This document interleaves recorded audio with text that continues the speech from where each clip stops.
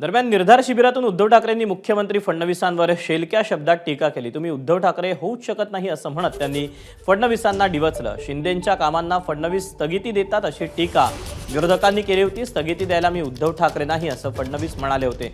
त्यावरून ठाकरेंनी जोरदार प्रत्युत्तर दिलं।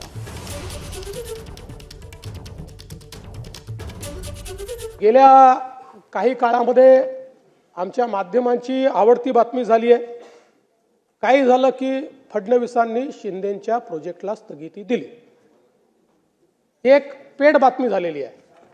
पहिल्यांदा लक्षात ठेवा, स्थगिती देण्याकरता मी उद्धव ठाकरे नाही आहे। शिंदे साहेबांसोबत सुरुवातीला मीही होतो, नंतर दादाही होते। त्यामुळे घेतलेले जे निर्णय आहेत, या निर्णयांची जबाबदारी ही एकट्या एकनाथराव शिंदेंची नाही आहे, ती आमची तिघांची देखील जबाबदारी आहे। देवेंद्र फडणवीस काल परवाकडे बोलले, काय कशाचा काय संबंध? कामाला स्थगिती द्यायला मी काय उद्धव ठाकरे आहे का? अहो, तुम्ही उद्धव ठाकरे होऊच शकत नाही।